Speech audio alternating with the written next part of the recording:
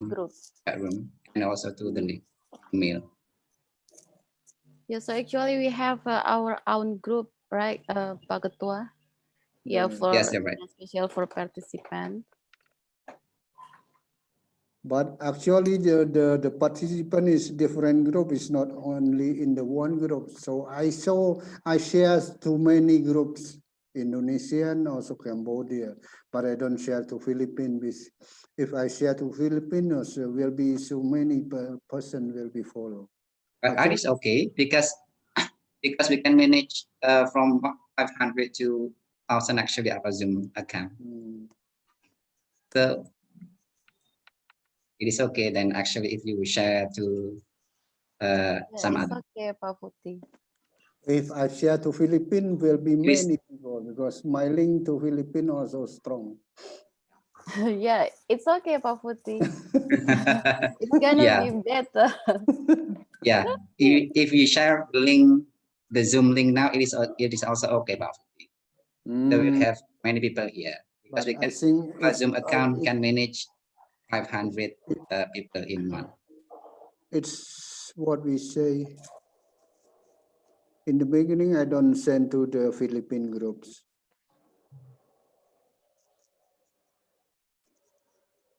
But I will try if someone want to join.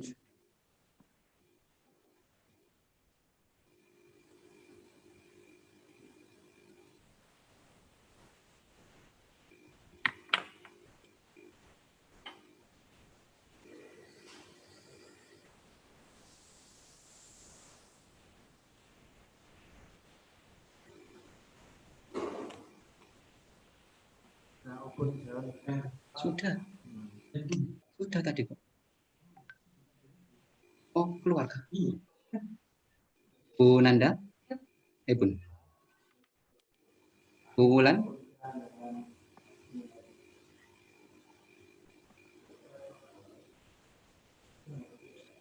Bu Wulan.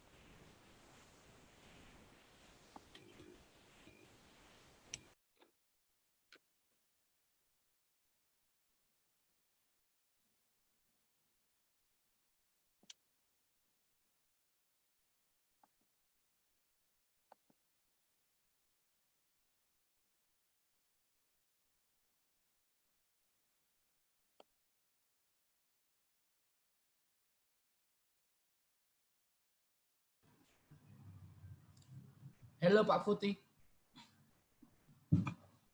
Halo Pak. Ya, how are you? Apa kabar?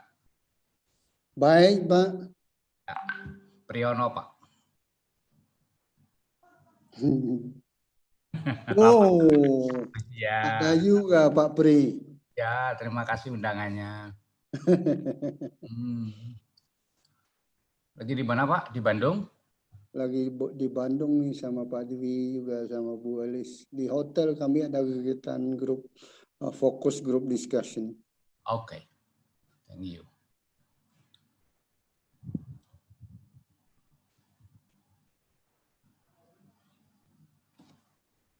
When I talking in Indonesian, Buntat cannot understand. Yeah. You are Indonesian, you have understand.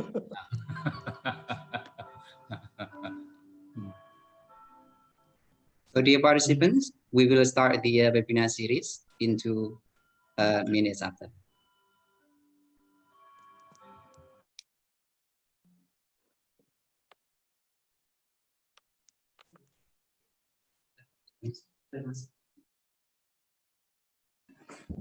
Akan menimang sebagai menimang.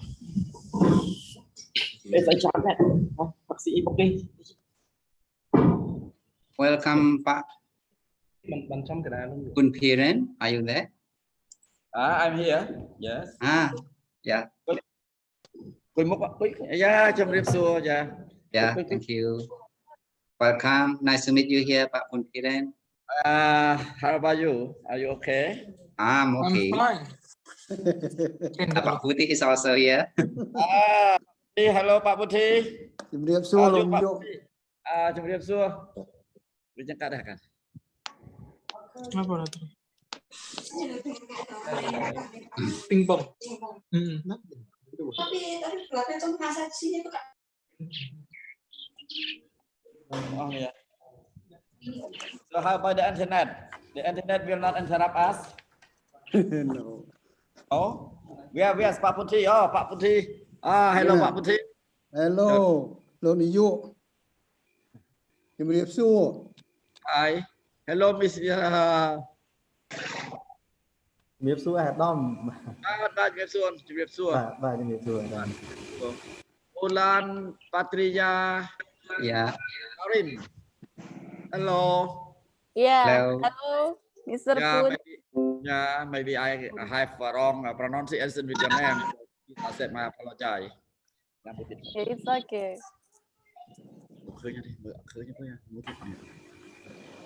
Hello, Miss Rosa Zuni.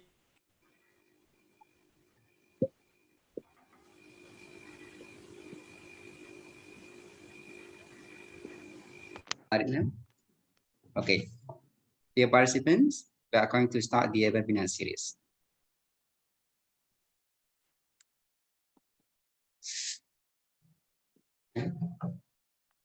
Okay, hello everyone.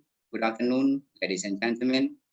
Excellency, Rector of UNESA, Professor Dr. Nur Hassan MKes, honorable presenters of the webinar series today, Professor Dr. Nur Hassan Mani MBD, UNESA Cooperation Commission Senate, Mr. Ifuti ME, Ministry of Education, Youth and Sport, Kingdom of Cambodia, Dr. Pun Hiren, President of National Polytechnic Institute of Cambodia, and Mr. Kun Kuntat, MBA, Head of International Office, National Institute of Entrepreneurship and Innovation. Welcome to the webinar series hosted by Office of International Affairs, Universitas Negeri Surabaya, in collaboration with Ministry of Education, Youth and Sport, President of National Polytechnic Institute of Cambodia, and also National Institute of Entrepreneurship and Innovation. Ladies and gentlemen, today's webinar is about Cambodia, Indonesia, strengthening partnership as education and technology frontliner. It is a joint international webinar between UNESA and 2 universities in Cambodia, NPIC and NIEI. Thank you very much for Rector of UNESA, Rector of NIEI, Rector of NPIC, all presenters, committee of the webinar, and all participants. I am Asrori. I'm going to be the MC and the moderator of the webinar today. Ladies and gentlemen, dear participants of today's webinar, to open the webinar, let's listen to National Anthem of Indonesia Raya, followed by National Anthem of Cambodia.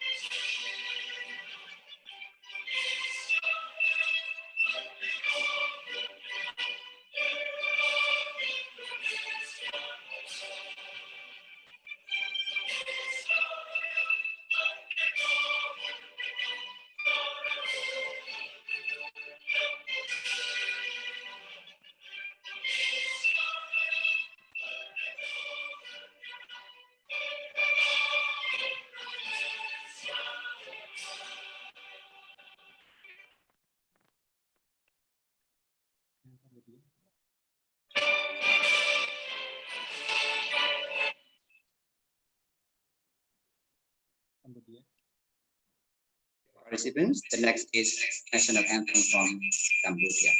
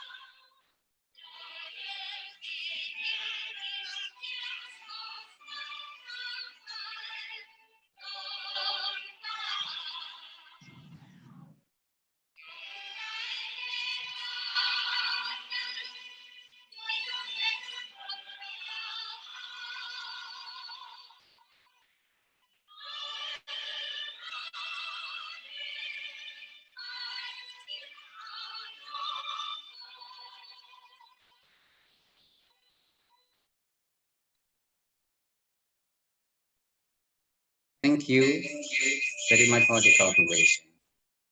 Ladies and gentlemen, to open today's webinar, would like to invite the head of the committee, Mrs. Bulan Sarongsam, PhD, give a report speech. Bulan, time is yours. All right. Thank you so much, Pak Asrori, as head of our international office. Hello, everyone. Good afternoon. Let me call the Honorable UNESA's Rector, Professor Nur Hassan MKes. Good afternoon, Prof. Here also we have a Vice Rector in Planning and Partnership, Dr. Sujarwanto, MPD. And Prof. Dr. Muklas Samani, MPD, as our senator, either the one of our speakers for today. And all four speakers from Cambodia, Mr. Itfuti from the Ministry of Education, Youth and Sport, and Dr. Poon Piran as the Director of the National Polytechnic Institute of Cambodia, and Mr. Kun Buntat, MBA, as the Head of International Office National Institute of Entrepreneurship and Innovation, Cambodia. Well, this is our 5th webinar series. And today we would like to implement our MOU between UNESAS and 2 universities, as I mentioned above. And I hope, we hope from UNESA, we can strengthening our partnership and get the benefit between universities and 2 countries as well. And today I like to report the number of the participants. So we have 253 participants. It's already registered. Those are from Cambodia, Indonesia, Australia, UK, and Japan. So those are also come from the universities, schools, and all organizations from Indonesia and Cambodia. So welcome to all of you, and we hope you can get the benefit from this webinar. So thank you so much. Thank you, Mrs. Wulan, for the report of the webinar series today. The next is an opening speech from Rector of UNESA, Professor Dr. Nur Hasan Ankes, commonly called as Cak Hasan. Today is going to be represented by Dr. Sujarwanto MPD, Vice Rector of Training Partnership. Pak Sujarwanto, time is yours. Oke. Assalamualaikum warahmatullahi wabarakatuh.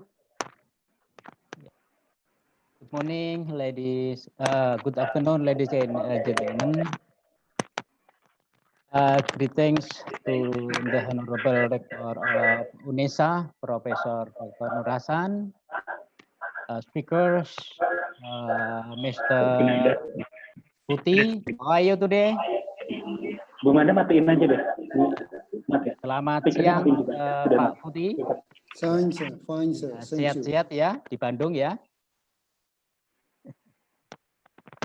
And Professor Dr. Muklas Samani, he was President of UNESA 2010-2014. Mr. Perrin from President National Polytechnic Institute of Cambodia. How are you, Mr. Perrin? Thank you. Okay. Super fun, yeah. Mr. Buntat, Head of International Affairs, National Institute of Entrepreneurship and Innovation. How are you today?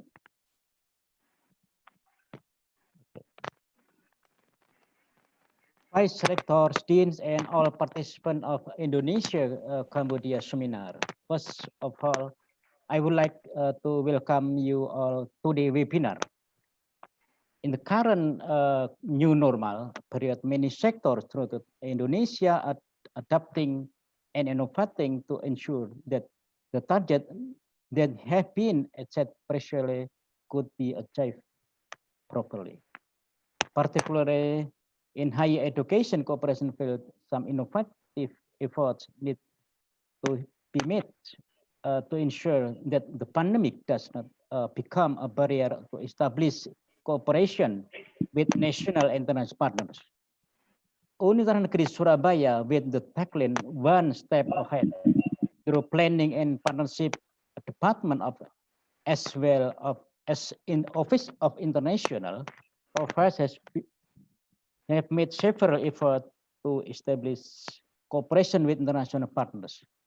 One of the results is Universitas Negeri Surabaya has successfully initiated the cooperation with education and technology with several Cambodian universities. Today, webinar will examine deeply the strategy of cooperation and with international universities, especially with universities in Cambodia. Cooperation opportunities and university excellences in Indonesia and Cambodia will also be discussed by the speakers. Thanks for all speakers, committee, and participants. Hopefully, the objectives today webinar could achieve success. Thank you very much. Assalamualaikum warahmatullahi wabarakatuh.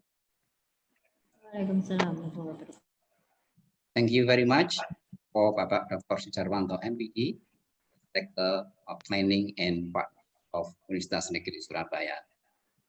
Bapak Ibu, dear participants, ladies and gentlemen, before going to the main session, that is the presentation today, I'd like to read the rules of today's webinar series. please, once the seminar begins, the participants will be all muted. This helps us to make sure that your microphone is always mute except when you are asked by the moderator to unmute it. During the talks by the presenters, the participants are encouraged to write down their questions in the U. Don't forget to mention your name, your affiliation, followed by your question. And the materials from presenters will be uploaded to www.kerjasama.unesa.ac.id. So please come to visit www.kerjasamaunesa.ac.id the materials for today. And the exit ticket will serve as the attendance list as well. Make sure to fill out the exit ticket and write the right name on your email address there. And the link to the exit ticket will be shared near the end of the webinar today via Zoom YouTube chat room. Link for exit ticket is open for 1 hour only. Please check your email within 5 to 10 minutes after. Those are the rules for the webinar today. Dear participants of the webinar today series, ladies and gentlemen, now we are going to go to the main session of this webinar series. That is the presentation from the presenters. But please let me read the curriculum vitae of the 4 presenters. The first presenter is Mr. Itfuti. He is the Ministry of Education, Youth and Sport, Kingdom of Cambodia. And the second speaker is going to be Dr. Kun Piren. He is the President of National Polytechnic Institute of Cambodia. Good afternoon, Mr. Itfuti. Are you there? And also good afternoon, Mr. Kun Piren. Yeah, as you can see in the screen share that Mr. Itfuti is now becoming the civil servant, Ministry of Education, Youth and Sports Kingdom of Cambodia, and also become the Deputy Director for Programs Yameo Chatat, finishing his Master of Art degree in Gajah Mada University, Yogyakarta. And the next is Mr. Kun Piren. He is the President of National Polytechnic Institute of Cambodia, finishing his PhD Management 2007 in Kwanyang University, Republic of Korea. Good afternoon, Mr. Piren. Hello, thank you. And the third speaker is Mr. Kun Puntat MBA. He is the head of International Collaboration and Industrialization Department, National Institute of Entrepreneurship and Innovation. Yeah, he's finishing his Master of Business Administration in 2012-2014 in National Institute of Business Cambodia. And our last speaker today is Professor Dr. Mukhlas Samani, MPD. He is a Professor of Education Management at Universitas Negeri Surabaya. He was also Director of UNESA 2010 and 2014. Those are our 4 great presenters today. Ladies and gentlemen, dear participants, without any further ado, let's start the webinar today. We are inviting the first speaker, Mr. Itfuti, MA. Mr. Itfuti, time is yours. Okay, thank you very much. Good afternoon, ladies and gentlemen. The committee, please share my slides, PowerPoint presentations. Honorable Rector UNESA, Vice Rector of the UNESA, and the Senate of UNESA. We are thinking about the Asian or Semio community is the one of our missions. That's why we should have, please share my PowerPoint presentation. So we should think about 8 initiatives that we would like to be working together. You are as the what we say rector, vice president or director of the higher education institution should thinking about this. And we here I'm provide the 8 initiative that you can be the second one, please. I should be.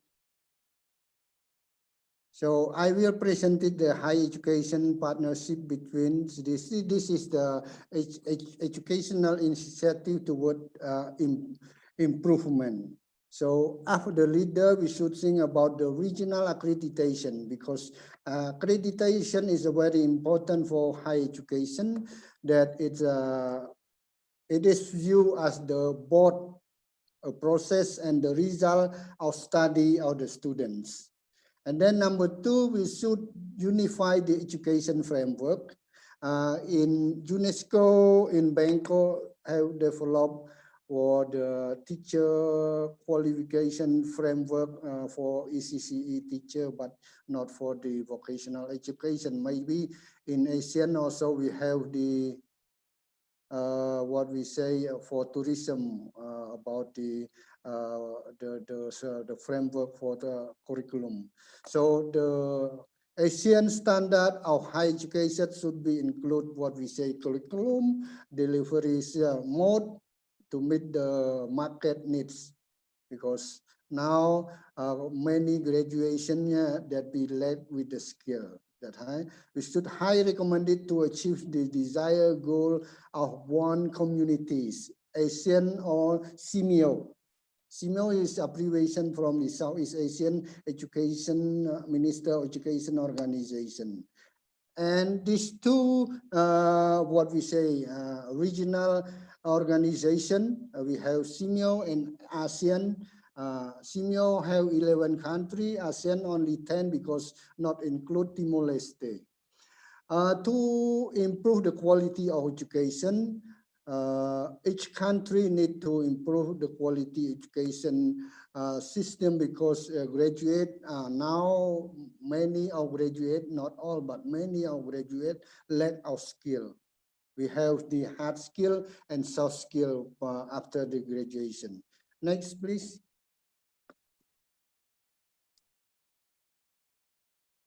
Number 2.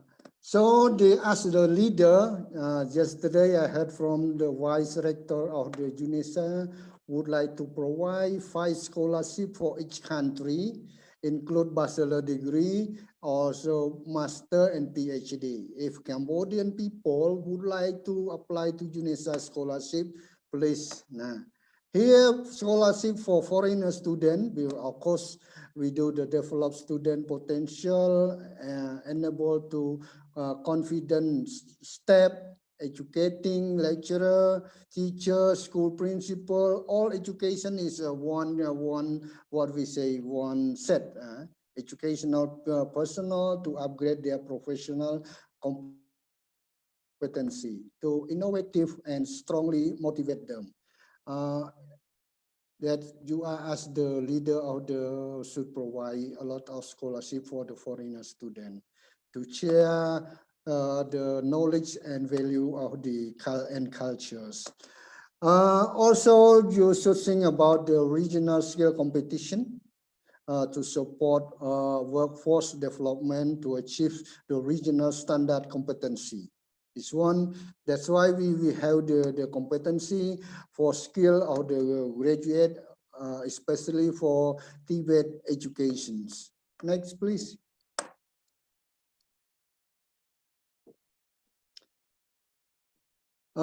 Because we are 11 countries or 10 countries, ASEAN 10, SIMEO 11 countries, we use all different languages. Indonesian use Bahasa with Malaysia and Brunei. Other countries, Philippines use other language, Vietnam, Cambodia, Thai, Laos, all different. So one language is the key toward improvement of Asian community. Workers should be realized that the importance of being the communicate in English is an important tool for them. Also, the student is not worker only. Students should be thinking about this because this is the important tool for you for communication. And then due to the pandemic, during this time, we all schools and polytechnic university do the online learning. It's very important. So we can increase the access of the higher education like TVET level, and then increase number of open university and online teacher training for or lecturer training. Or we can conduct what we say co-conducting online training for your lecturer to exchange the knowledge and some that you cannot be reached by the yourself, because not all the Indonesian lecturer go to Cambodia. So the culture and values is different in Cambodia, because majority of the what we say the community in there is Buddhist, and then Indonesia mostly is Muslim. In Brunei, universal education is the mandate from the United Nations. Access, equity, and quality of education should be the same in all countries in the world. So, like in Brunei, the free education from the age of 5 until the university level. But the other country, we don't know, especially international school very expensive for the parents who pay for this. So Brunei is the very good example for us to follow them. Next, please.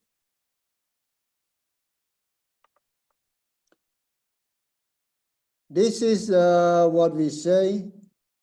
Next. This is a joint degree between Cambodia and Indonesia. You see the photo, the Indonesian student attend the graduation in NPIC in 2016. So we do these programs in 2012. So many students, 100 more students graduate from this one. And also we send from Cambodia to study in Indonesia.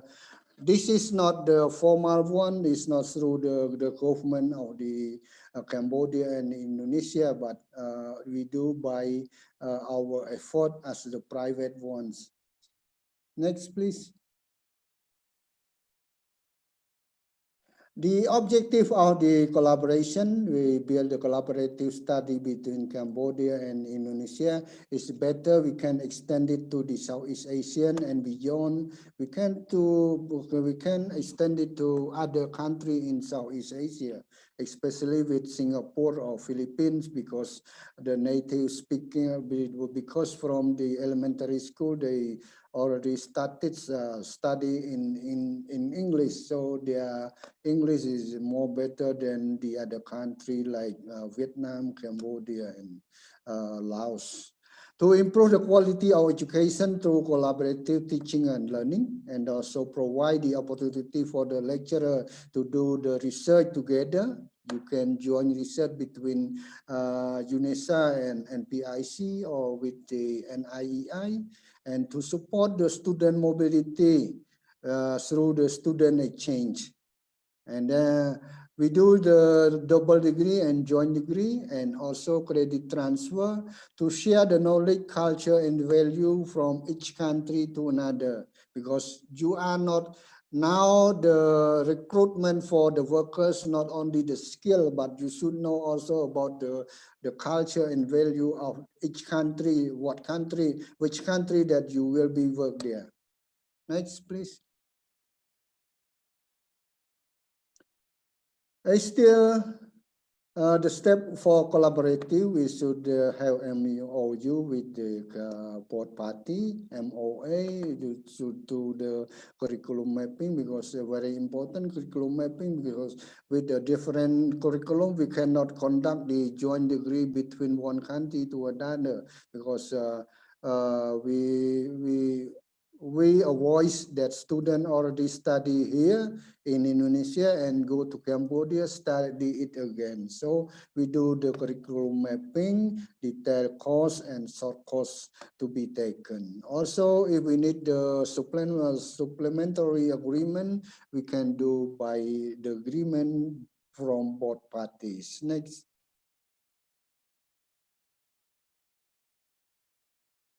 The program we can until now from 2011 until now just we do with the IT because we think IT with the easy for practicum, no need what we say like civil engineering, mechanic, electro, we need some material for practicum, but we can do with the accounting or management also, can be through the system open and distance learning and upload the learning material evaluation for student by the online and then have a similar standard of learning material and evaluation or examination. Collaborative through the online process, it's innovation during the pandemic COVID-19. This one is very suited for us, even for the early childhood education, secondary, high school, all learning by the online learning. Next. Is signing MOU between Cambodia and Indonesia. Dr. Bonperen, His Excellency, come here and facilitate to sign in Siamolek in with other cooperative in Indonesia. Next, please. This is the very important for the Indonesian student that when they study at NPIC, they can take a picture with a president of Indonesia when the president attend the KTT in Phnom Penh, so they can have this opportunity. That is a very, very important, unforgettable memory for the students that can be what we say, a good memory for them to learning in NPIC. Next.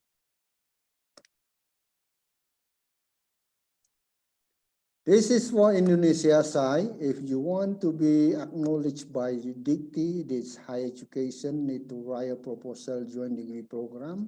Proposal, the content of the consider like the proposal for from institution to DICTI and then background of each institution.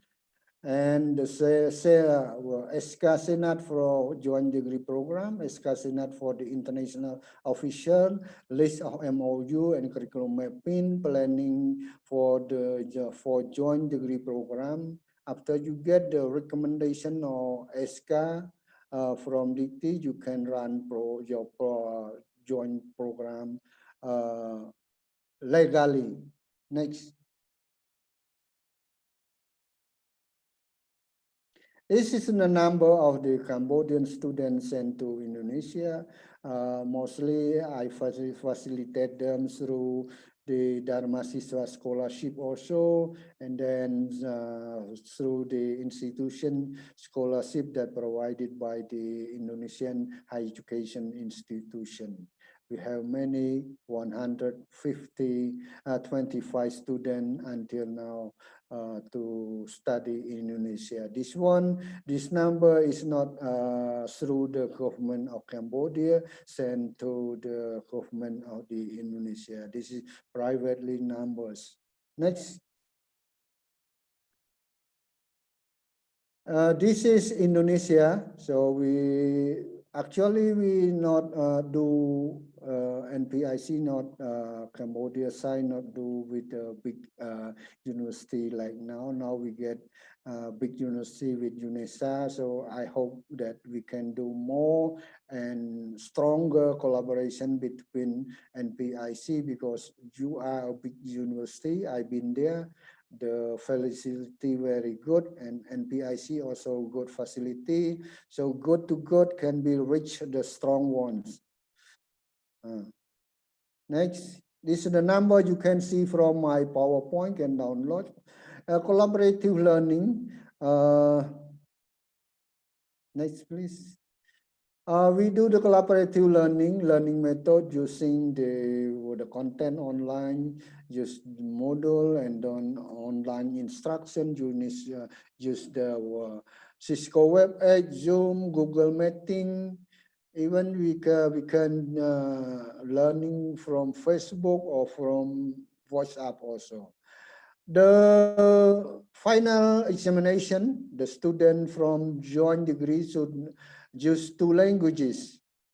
For Indonesian, use Indonesian and English, because when they graduate, they will get one diploma certificate from Indonesia side and one diploma certificate from Cambodia side.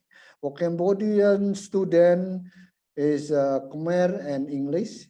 Examination could be conducted by 2 institutions. You'll be the guest examiner from Indonesia to Cambodia, but should be requested in advance, at least 3 months before the date of examination. Also, if you can also use the WebEx code to do the examination. Now we can also use the Zoom for the examination. So you can to become a guest examiner from UNESA to NPIC or to the what we say NIEIs. Next. This is the obstacle of the collaboration. It's difficult for the school that or the university or polytechnic to select the candidates or student for joint degree that have the ability in English. I know Cambodia also not what we say, mostly not strong in English, and also Indonesia mostly not strong in English. Communication ability and what we say, reading, writing, and listening is still low. Processing student visa is very difficult for Indonesian side. Like every document should be complete to the immigration. But for Cambodia, I think it's easy one. You just get the passport, go to the immigration, you pay, and you get the visa for one year. Looking for the cheap flight is the problem also. But now during the COVID pandemic, no flight at all from Cambodia to Indonesia and from Indonesia to Phnom Penh. So now no flight. Next, please. Language, it is still the obstacle. Language is the main factor for both parties because students have to get good English ability, but the student really not ready for the English communication. And then for food, you know already Cambodian is the Buddhist societies and Indonesian Muslim societies. So difficult looking for the food that student, the taste is different from here. And also the halal food, you know, it should be the halal restaurants, it should be there. Then for Friday friends for Muslim student, fortunately NPIC with the good leadership of His Excellency Bun Piran provide the transportation for Indonesian student every week, because the most for praying is about 20 kilometers from the campus. So, but every week to provide the transportation. To do the joint degree, your institution will get the reputation, international atmosphere, because a lot of international foreigner student to be study in your campus. Culture of lecturer and student start to change. And then change because if you are not stronger in communication in English, you should be update yourself. Lecture, even students. Students more motivated to be follow this program, especially for more students concentrate in for English language study. Student experience, of course, I told you about. Students follow this program, many unforgettable memories. you do with the Paskibra for the Indonesian Independent Days at the what we say embassy of the Indonesian embassy in Phnom Penh. We have many what we say long Ramadan months. Also, if exhibition, trade exhibition from Indonesian, they ask the student to have also increase the campus promotion with this program after the foreigner students study in the campus. Next. I'm sorry, Mr. Putih. Yes, maybe it's the end of my slide. The end? I see. Thank you very much for your attention. អរគុណច្រើនលោកស្រីដែលជាសិក្ខាកាមទាំងអស់ Thank you very much for the very insightful and also great presentation from Mr. Putih. As an information that Mr. Putih is the most important person, from for UNESA and also universities in Cambodia, because he is becoming the bridge, between UNESA and also some other universities of Cambodia. So we invite all of the participants from all around Indonesia and also from Cambodia. If you are willing to make a kind of partnership, please contact Mr. Putih, or you can ask some questions to Mr. Putih. Thank you, Mr. Putih. Thank you for the opportunity. Yeah, thank you. Ladies and gentlemen, dear participants, the next presentation in the next 20 minutes will be delivered by Mr. Bun Piren, the president of NPIC, National Polytechnic Institute of Cambodia. Mr. Bun Piren, the time is yours. Thank you very much. It is a very good opportunity for me to join this webinar today. And my college have sent the paper to you already, but I will not do to follow those paper that we have sent to you. And I try to do some short presentation is about the NPIC today and some activity that we are facing during the pandemic issues in our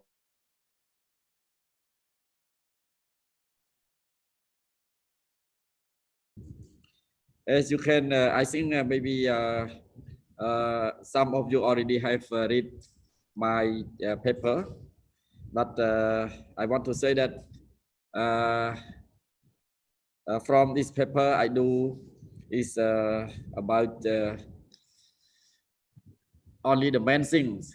The first, I would like you to know that NPIC is the institute under the Ministry of Labor and Vocational Education and Training. The institute is the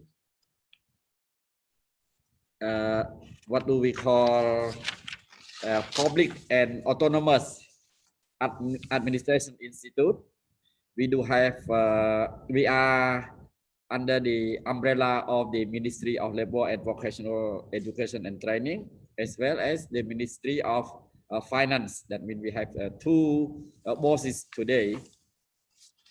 And we do have 9 faculties and 19 majors or skills. We will graduate since certificate level to bachelor degree. Certificate level, we start from the student who finish grade 9.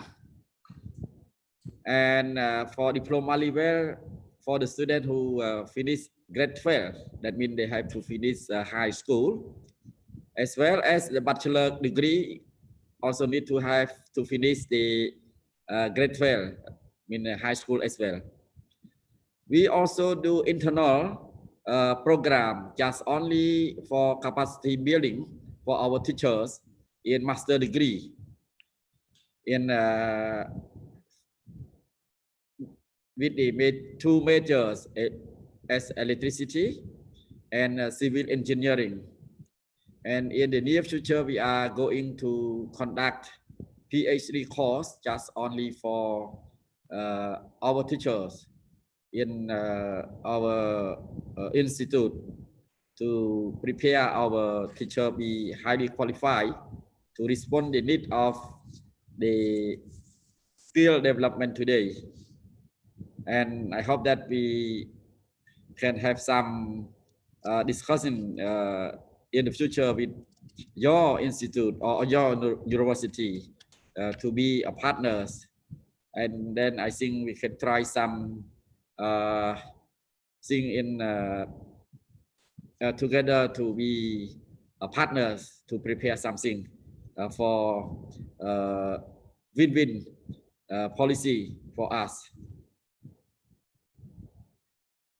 There are some problems during this pandemic issues, and we also try to provide the education to our students through the, how to say, is online learning or e-learning with the Microsoft 360 program. That's correct?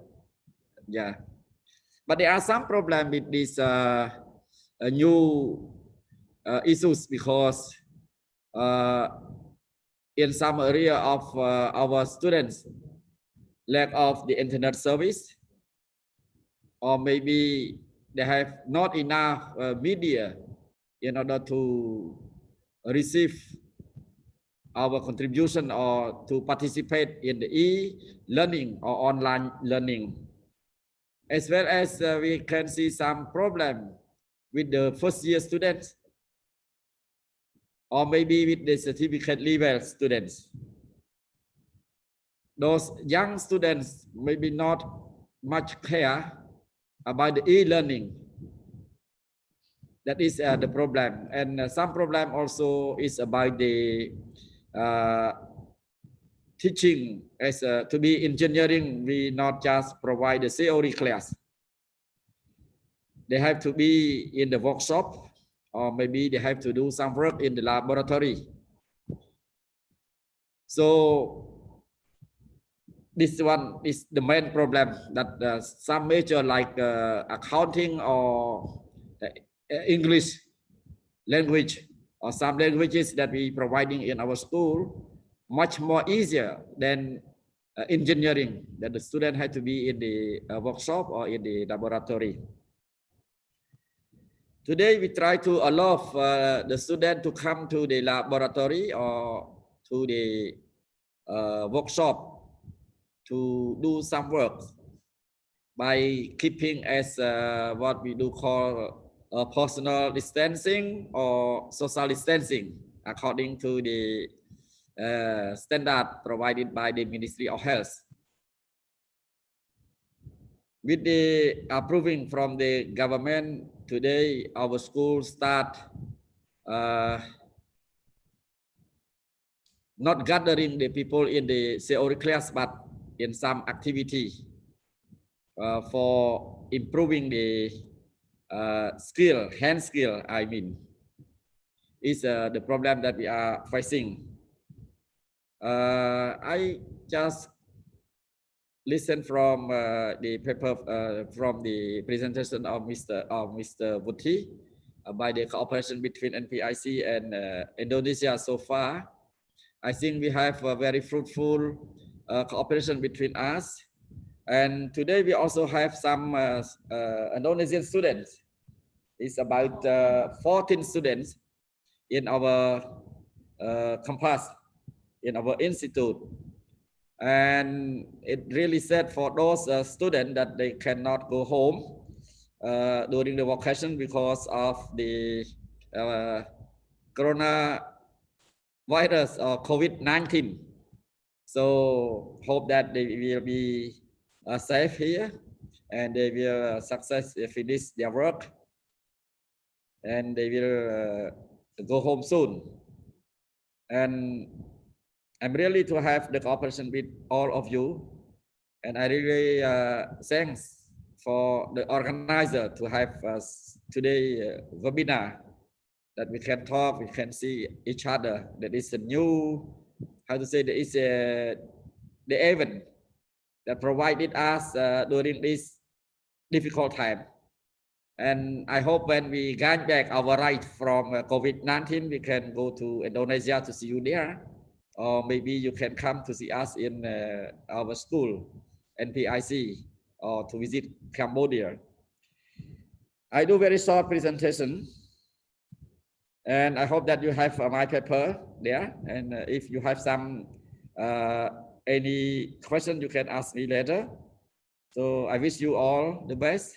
And thank you so much. Thank you.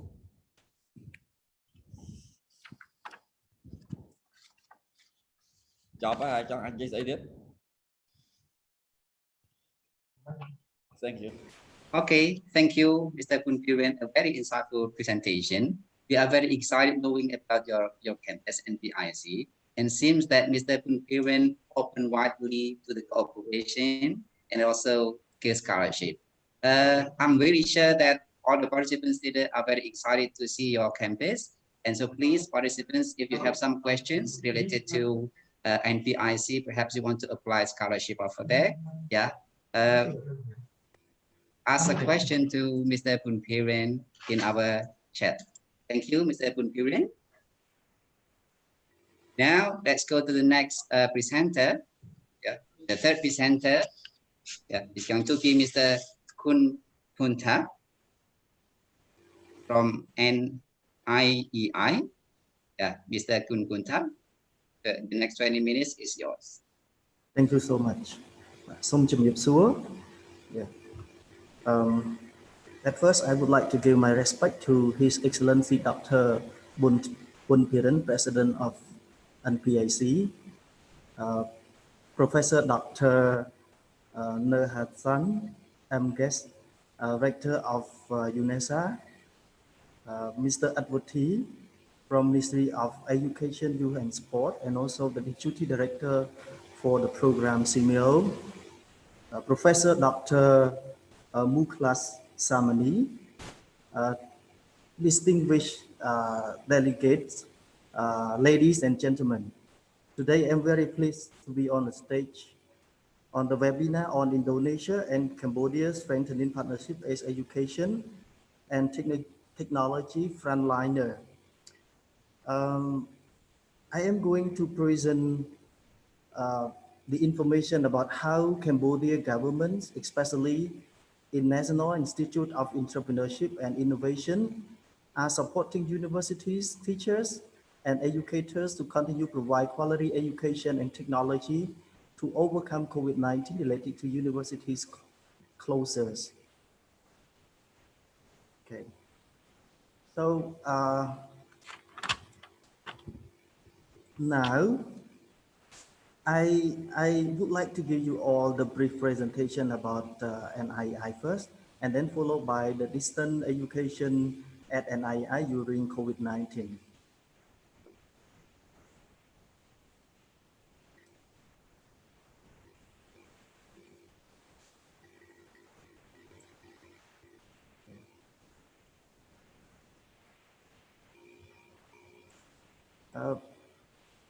Sorry. I am Bunthat Kun. I'm head of International Collaboration and Industrial Relations Department, National Institute of Entrepreneurship and Innovation. NIEI function under the Ministry of Labor and Vocational Training, Kingdom of Cambodia. So first, I will give you the background of NIEI. NIEI was established on the 17th February 2006 by the Royal Government of Cambodia and the Government of India at that time.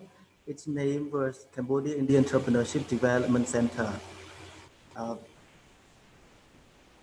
There was a project from the Ministry of Foreign Affairs in India. They would like to integrate the entrepreneurship initiation into the Mekong sub-region. We have CLMV in Cambodia, Laos, PDR, Myanmar, and Vietnam. So 4 centers at that time was established in the 4 countries, including Cambodia, Cambodia Indian Entrepreneurship Development Center. And our vision is recognize nationally and internationally on entrepreneurship and activate institutions through the use of modern facility with our qualified professional trainers.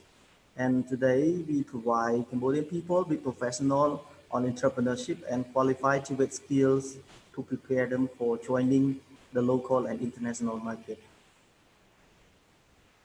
As I presented about the background of NII, on the 17th February 2006, NII was established, and then it was named the center, and the center was upgraded to the institute, mean Cambodia Indian Entrepreneurship Development Institute, on the 19th October 2014.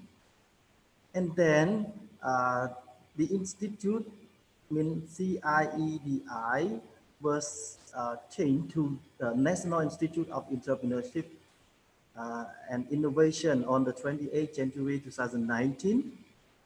Its position is equivalent to General Directorate. And our organizational structure, we have His Excellency Tan Gusal, our director, 3 deputy directors with 3 departments and 5 faculties. We have 117 full-time staff, including 46 female, and our student data 2019 to 2020, we have 1,689 students. And then our institute was established, and from 2009 to 2019, we have 15,711 graduates. About 84% of graduates have decent jobs and their own business. And our programs, we provide master degree of business administration and master degree of finance. And we have 10 bachelor degree, we have 9 bachelor degree and 10 high diploma degree or associate degrees. I would like to inform you that NIEI function under the Ministry of Labor and Vocational Training. So that's why we have to follow the Tibet stream. So we have Tibet stream. So that's why we provide technical and vocational certificate level from 1 to 3. We call it C1. C1, which is equivalent to grade 10 at general education. C2, which is equivalent to grade 11, and C3, which is equivalent to grade 12. And each level takes 1 month to graduate. And we have 5 fields: electrical installation, air conditioning, maintaining and repairing, design and printing, welding, and civil work. And our short courses, we have from 3 days to 6 months. Yes, as you can see here. Yeah. And also our unique courses on entrepreneurship training. We have cooperated with the International Labour Organization, ILO, on CBET aspiring entrepreneurs.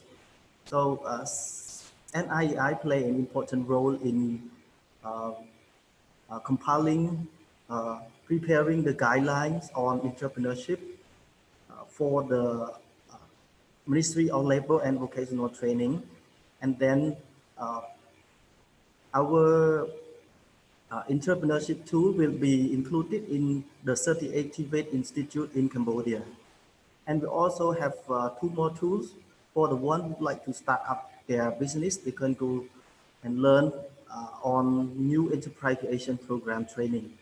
And if they have already had their own business, existing business, they can go to learn on enterprise development program, EDP. And we also have the NII cooking school. We have different kinds of food and beverages and cakes. Okay. And we have BIP Center, BIP from Basic Education Equivalent Program Center. This center provides distant learning online. So if they work, if they drop out, they would like to have the grade 9 exam. They would like to have the grade 9 certificate. They can apply for the BIP Center. So we will provide them online learning. However, during the final exam, they have to come to the center in order to have the exam. We also have another center called Hair and Beauty High Diploma Education Training Center. This center provides the hair and beauty from short courses to high diploma. And from this year, we provide the 2-year course on high diploma, 2020 to 2021, on the hair and beauty shop owners who have already had their own business. And we have started the class on the 18th of June, that means last month. Sorry. So about distance education at NIEI during COVID-19. If you have known about the COVID-19 in the world and also in Cambodia, the government of Cambodia announced in public the school closure, or we call it early holiday, in the letter number 13 from the Ministry of Education, Youth and Sport, and also the Ministry of Labor and Vocational Training also announced the close of the school in March, on the 16th of March 2020, and they said it will be announced on the reopen of the school later on. But until now, we haven't got any information for the reopening of the school for the whole country yet. But the government plan to open the school in 3 phases, with the school with the high safety standards, the school with the moderate safety standard, and the school with the minimum safety standard. And the government plan to open the 20 schools with the high safety standard in August. Okay. So during the COVID-19, NIEI use online and offline distance education learning by using the Google Classroom, Google Meet, Google Suite. And during this COVID-19 outbreak, we use 2 types of education, online and offline learning or teaching for business and technical and vocational courses. I think we are not very different from NPIC. For the business courses or English courses, not so many challenges. The difficulty is with the technical and vocational courses, like in the course of beauty and salon, hair and beauty, the course on electrical engineering, the course on air conditioning. We find very difficult for the student to learn because they need to use the workshop or the laboratories with some tools or materials for their training. However, the government also announced in a letter that the schools and some university could open their workshops or their center for excellence, and also for schools, but they have to make sure that they have to keep the social distancing with the high safety standard.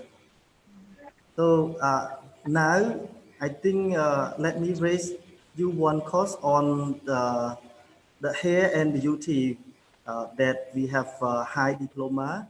We have started a class last month on the 18th of June. So it takes 2 years from 2020 to 21 to finish the course. And our course is to train professional hair and beauty female practitioner for the empowerment for the service business development. And our students are the intermediate and advanced technician on hair and beauty. So the first batch is with 25 participants. I would like to show you that we have already started the class in June 18, but the class is divided into groups, group of 7 to 10 students, and with the social distancing, with temperature checking, the students have to wear masks, and also they have to clean their things, their hands well. So this is pictures of our in-train days. And during the class, we we assign the student to work in teams or in groups. We have team leaders. So before the class one day, the team leader have to train from from the instructor. I would like also to mention this code. This code is a cooperation between NIEI and Korean Cyber University in South Korea. So at that time, the instructor are not allowed to come to Cambodia. So that's why they cannot come to Cambodia. So they instructed or they teach the student from South Korea. So before the class, they have to train the team leaders in order to make sure they are, they are able to coordinate with the participant or the group members. And then during the class, we have temperature checking.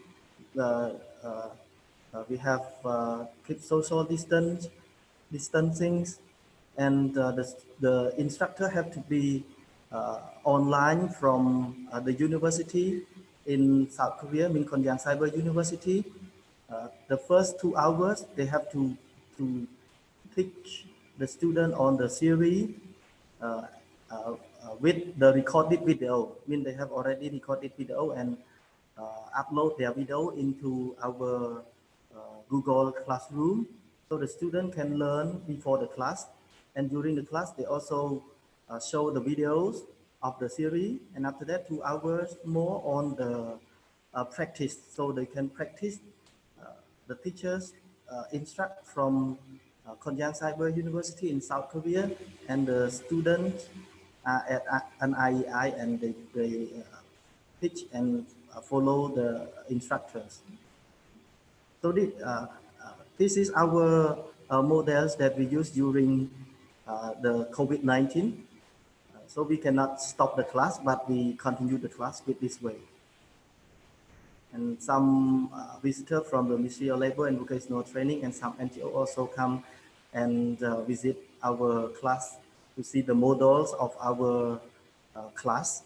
And some of them ask us to learn from an IEI. So thank you. That's all for my presentation. Thank you so much. Okay, thank you, Mr. Puntakun, for the great presentation. Very enlightening, very interesting to see your presentation about your university, especially dealing with the COVID-19 outbreak. And of course, I believe that the participants are very excited to know more about your university. Thank you, Mr. Puntakun, for the presentation. Dear ladies and gentlemen, the participants of this webinar series, we are going to have the fourth presenter, with Mr. Muklas Samani, but unfortunately, Mr. Muklas Samani is still having another webinar. So we will start the question and answer session today. So we invite all of the participants today. If you have any question to Mr. Itfuti about the cooperation between Cambodia and also Indonesia, to Mr. Kun Perin, if you want to know more about NPIC, and to Mr. Kun Kun, if you want to know more about NIEI. Okay, while waiting for the questions from some participants, Mr. Futi, are you there with us? Yes, yes. Yeah. Okay.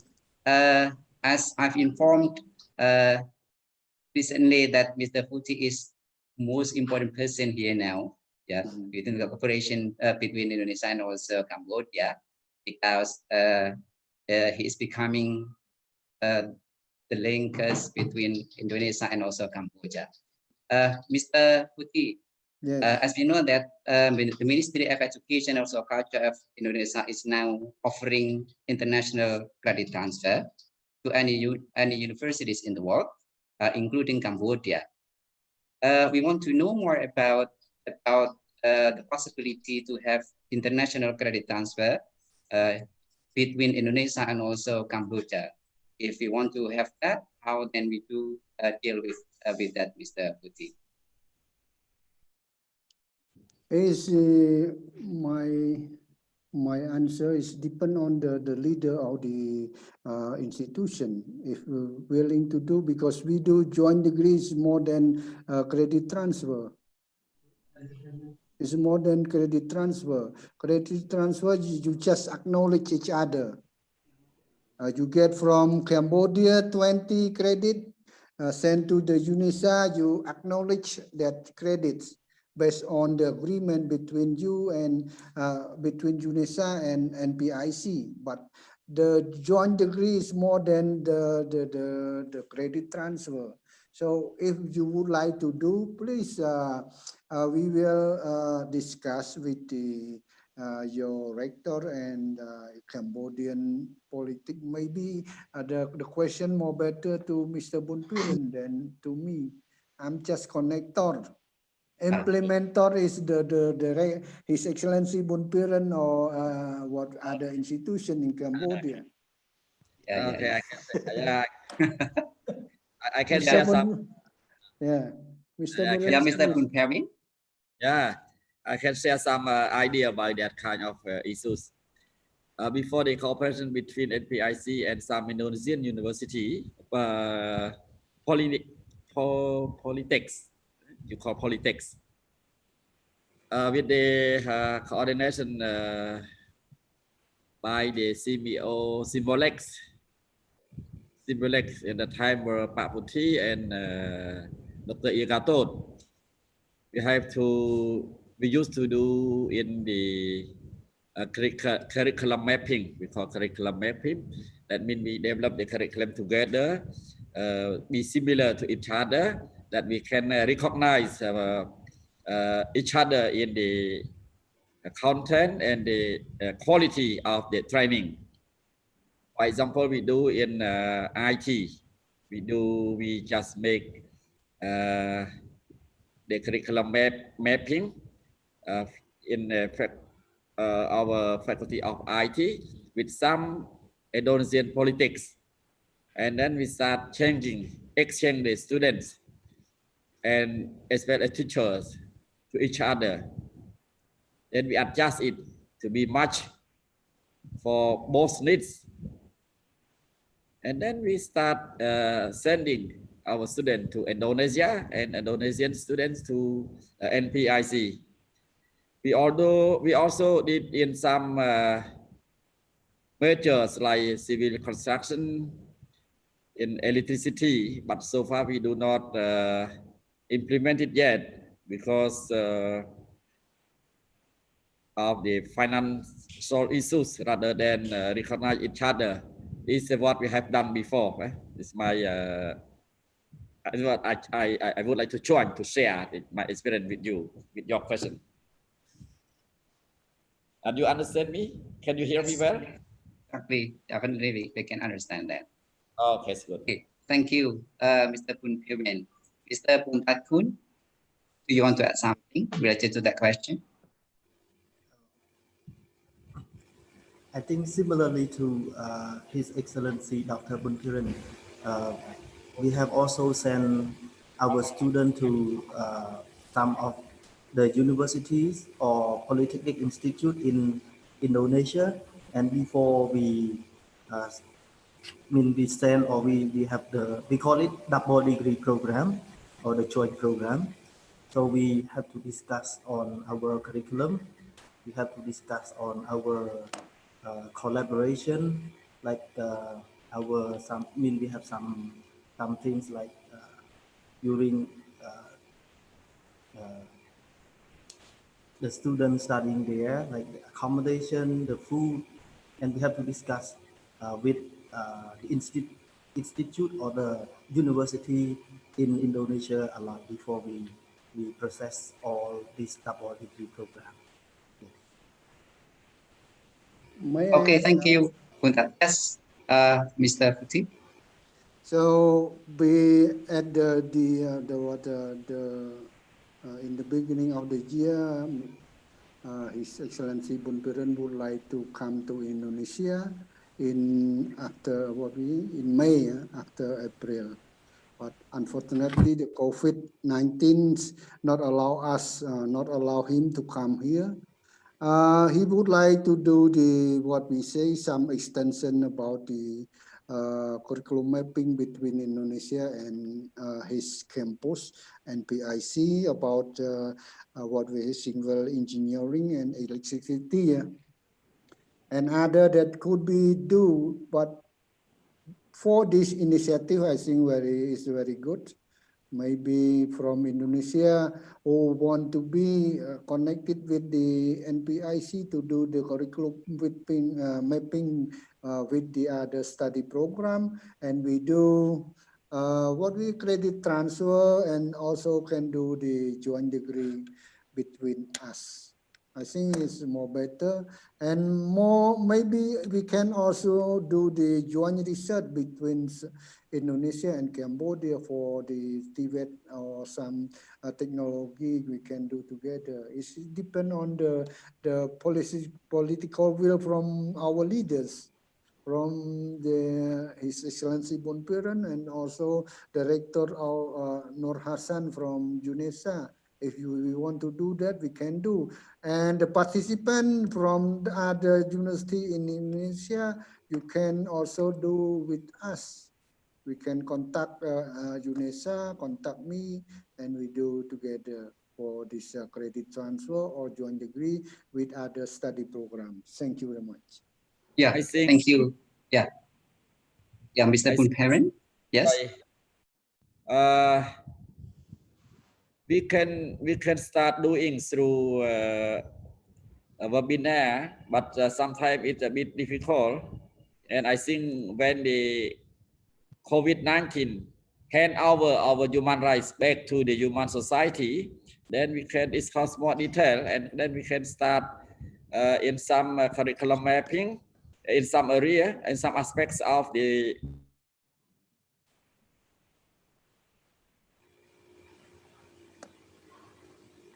NPIC one time, right? And then I want to go there to see you in your university, and then we will have some more further cooperation. Yeah. Right. So we are very welcome to for you, Mr. Bun Piran, and also Mr. Puntat Kun. Thank you. As information that on February, Mr. Futi was here to sign an MOU in UNESA and also Siamio Chachep. And of course, waiting for your coming here, Mr. Bun Piran and also Mr. Bun Puntat, to talk more about the possibility to have the cooperation between our university. A little bit for Mr. Bun Piran, because UNESA would like to provide scholarship for master and PhD doctoral degree. 5 students from Cambodia. If you are interested and willing to do, you can send your lecturer to be study in UNESA. Oh, yes. I thank you so much. Yes, definitely. It is also an information from study lectures. Yeah, right. Yes, right. So we invite the lecturers over there. Yeah. Mr. Bun Piran in your university, and also Mr. Bun Puntat Kun. Yeah, we invite your lecturers to come here to study here, because our university now is offering a scholarship for international students, including master and doctorate degree. Okay, thank you so much. Yeah, Mr. Futi, Mr. Bun Piran, and Mr. Puntat Kun will continue their question There is a question from M. Zain. Yeah, I think this question should be to Mr. Futi. The first question is, how many public universities in Cambodia? Seems that the question really wants to know about Cambodia more. And the second question is, how many private universities in Cambodia? And also, how many secondary school graduate yearly in Cambodia? As we know that Cambodia is now becoming one of the developing countries in Southeast Asia. And I think everybody is very excited to know more about education of there, Mr. Futi. Could you please explain about that? My answer is like that because I'm long time been in Indonesia since 2006, but the university and the private one is still establishing by the government or by the private owner. So I don't know exactly, but maybe Mr. Bunturan or Mr. Buntat can answer this question, replace me, because I'm long time not been in Cambodia. Oh, I see. So you are not becoming Indonesian, Mr. Putu, because you've been very long here. 2006, I started working with Massimo Biotrop until now. So the developments of the university or higher education institution, I don't know exactly. Maybe Mr. Bunpuran know this one, or Mr. Buntat. Okay, perhaps Mr. Punpirin or Mr. Puntat can help answering the questions about public universities in Cambodia and also private universities in Cambodia. Hello,លោកបន្តាត់ អត់ច្បាស់ដែរបងអត់សូវច្បាស់ដែរនឹងចំនួន ប្រហែលទៅ They're talking and we do not understand about that. Is it a private talk? No, because he also don't know exactly the number. So, but many yes, more than hundreds. Because we are small, Cambodian is small country, the population only 16 million people. So university, but of course is not much like Indonesia. I can tell you about the. Okay. Yes. Mr. Pirin? Yeah, I can tell you about the number. Number of the high school graduate. High school graduate for the year 2019 is about 321,000 students. So as Pak Muti said that our population is small compared to Indonesia. So the number of the high school graduate also small compared to you. 321,000 high school graduate for year 2018 and 2019 academic year. By the private and public university, I'm really sorry that I cannot answer you because it's like some institute they just open and then they close. But you can go to the website of the Ministry of Education, you can find it. Okay. That's another way, right? Yes. Right. Yeah. Okay. Thank you for the information about universities in Cambodia.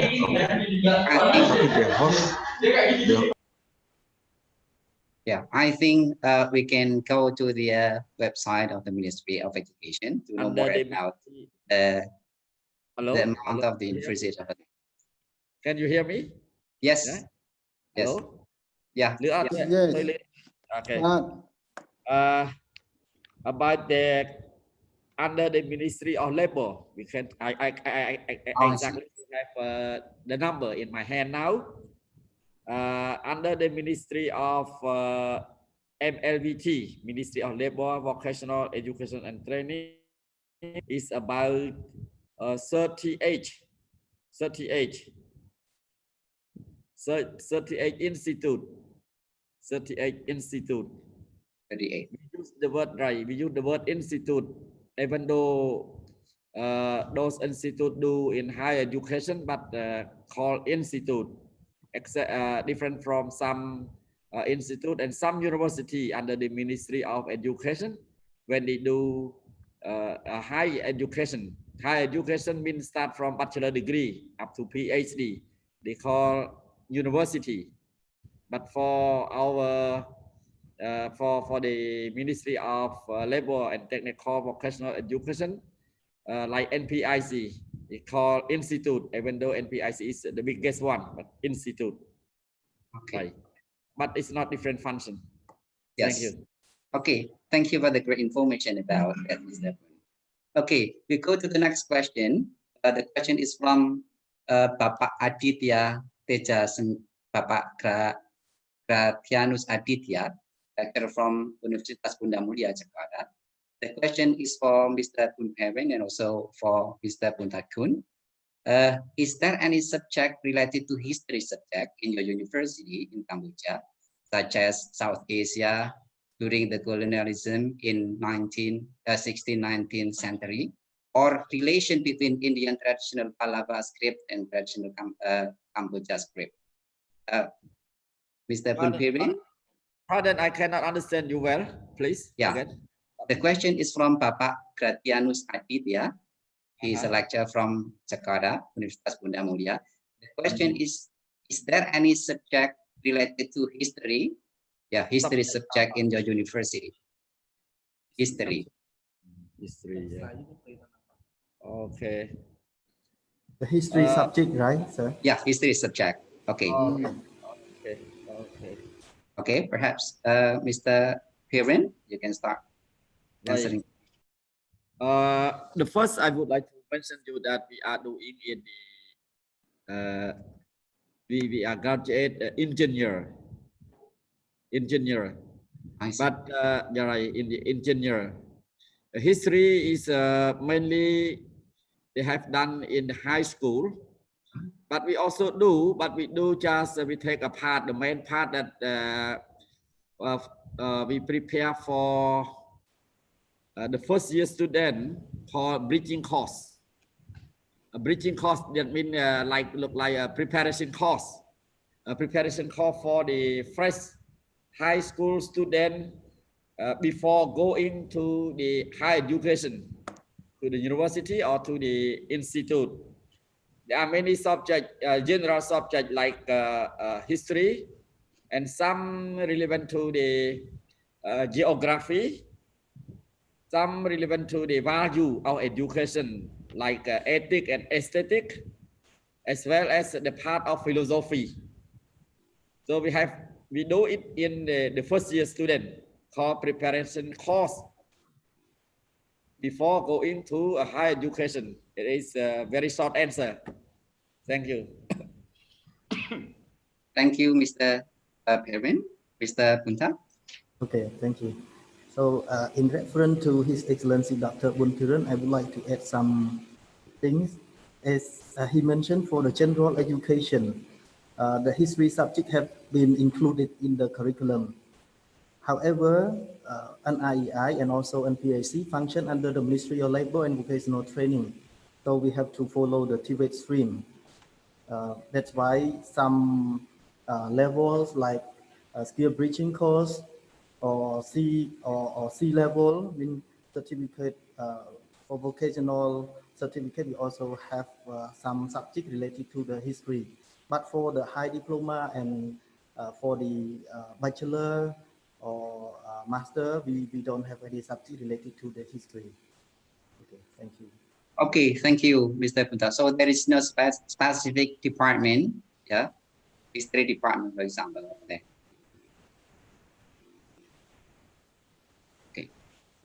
Pardon? Next question is from, yeah, okay. Ibu Indarti. lecturer from UNESA. The question is, do you have any department of fashion design there? Fashion design? Department of Designing. Yes, fashion Graphic design. Designing. Okay. Department of Designing. Okay, for an IEI, we don't have Department of Designing, but we have like the short course, and the certificate level 1 year, which is equivalent to grade 10 on graphic designing, but we don't have a Department of Designing. Oh, I see. Yes. Okay. What about NPIC, Mr. Kevin? We do not have a fashion design in NPIC. No, not yet. But is there any possibility that your university will have that fashion design department?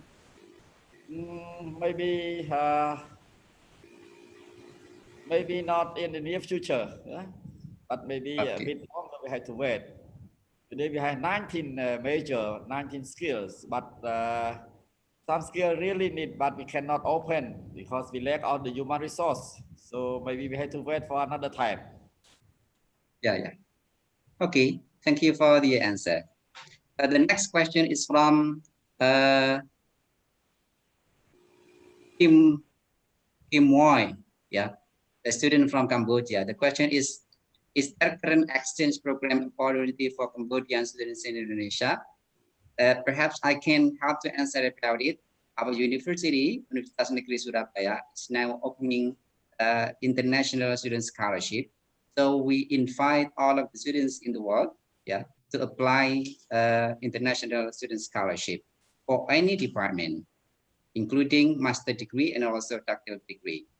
So if you want to know more about our programs, you can visit our website, www.unesa.ac.id, especially www.kerjasama.unesa.ac.id to know more about the scholarship we offer there.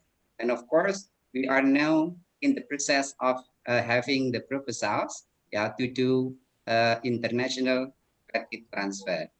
So we really welcome to everybody, to students in the world, to come to UNESA to apply international student scholarship. The scholarship covers tuition fee and also the dormitory. So Mr. Bun Pirlen and also Mr. Bun Kuntatkun, I want to inform you that if your students, S1 students, or your lecturers, want to take a master degree or doctoral degree, please tell us.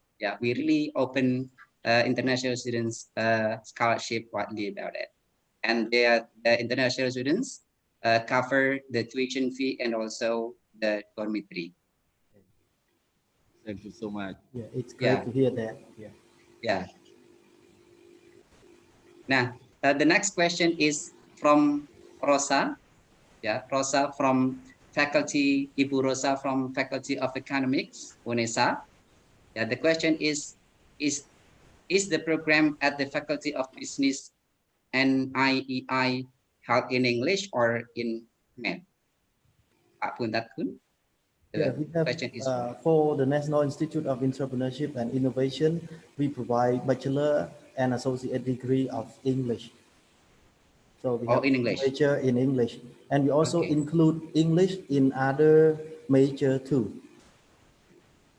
Okay. So is it the kind of international, special international class, or the class of the no, is in English? Not for the international class, only the for Cambodian students. We haven't had any international student yet, but we are planning to open for the international class too. So the question is like that: for the instruction in classroom, you use English or Khmer? We use both. We use both. Yeah, both. But English about 30%. And the other 70% is our language Khmer. Okay. Any special requirement for Indonesian students, for example, who want to study over there, that they have to learn Khmer first before coming to your university, Mr. Pirwen and also Mr. Kuntan? This is mission impossible. Is it? Mission impossible. Is it difficult to learn about Khmer?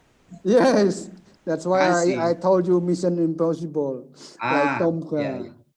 Why impossible? Everything is possible. Possible. It's possible. Everything is possible. You can do it, but maybe the people need to spend time. Frankly speaking, we are doing in English for our Indonesian. See. Right, yes. Khmer language just a subject for them to buy some thing, to do some communication with our Cambodian people.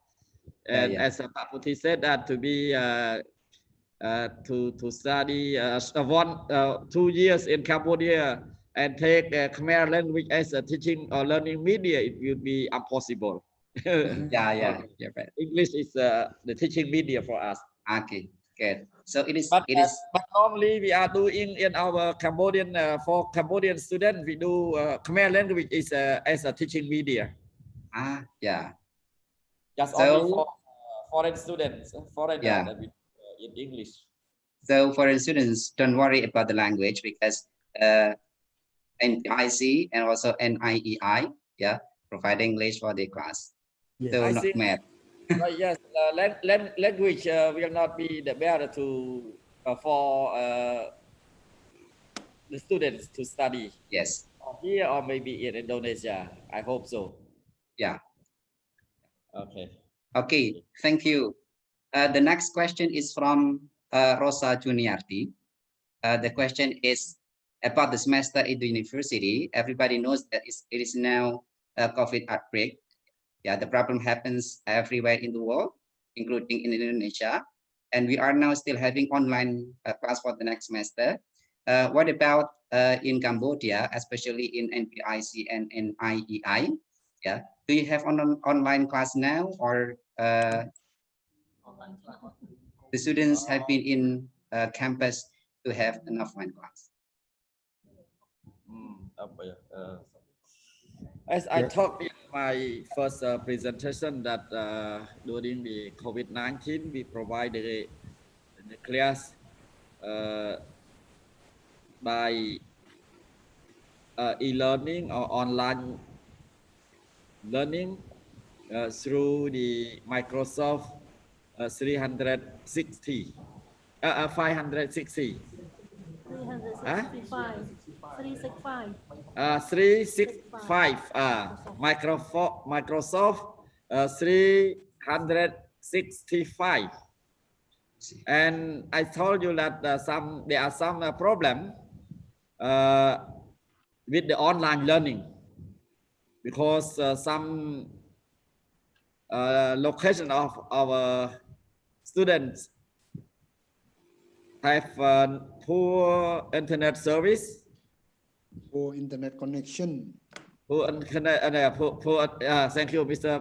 Putih. But we can, the service of the internet is really poor. Then the students' attitude also relevant to the quality of teaching and learning. Maybe some, like I said, that the first year student, maybe they have less attention to study through online learning. Certificate level students as well. And also as well as diploma level student, sometimes maybe it's not a good for us to use online learning. Yes. I think you understand what I do mean, right? Yes. Okay. Yeah. Mr. Punta? Yes, so for us at NIEI, we use distance education, I mean online and offline learning. For online learning, we use Google Meet, Google Classroom. And for offline, I mean the lecturers or the instructor have to record their video before the class.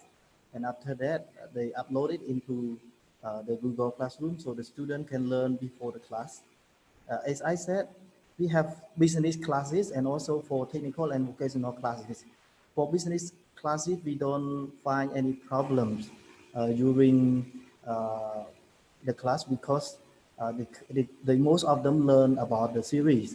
But for the technical and vocational classes, they need some workshops, some tools or materials to do, for example, like hair and beauty, electrical engineering, or air conditioning. They need some laboratory, they need some workshop in order to let the student train. So that's why we allow them to come to the NIEI, but we have to divide them into group, like group of 7 to 10, and there's the leaders, and they have to keep the social distancing and the hygiene, like high safety standard. Yeah. If you don't mind, I would like to show you a video on hair and beauty classes. I mean, the instructor is from Konyang Cyber University, and the students are learning at the workshop at NII. Would you mind if I want to share the video for you? Mr. Puntak, perhaps you can keep the video because Professor Mukasamani is now here. Okay, fine. Yeah. Oh, yeah. Okay. Yeah. Okay. This Welcome, is what we have. Professor Mukasamani. Okay, thank you. Yeah. Thank you. Hello. Good afternoon, Mr. Mukasamani. Yeah. Hello. Yeah. I've already Professor Mukasamani is here now. So, Professor Mukasamani, we have a discussion with the two universities in Cambodia, and now we are waiting for your presentation. It should be a very interesting presentation. And time is yours, Professor Mukasamani, to deliver your presentation.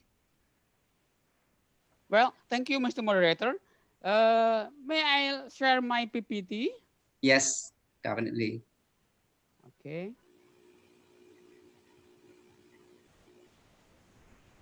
Is it okay? Yes.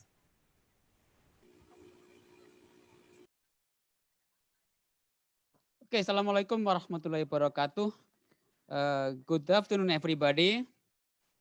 Thank you very much for the opportunity to be here to share my idea, my campus experiences in dealing with the education in the era of pandemic. So let me share my idea how to rethinking education in the era of post-pandemic, double challenge in the 21st century.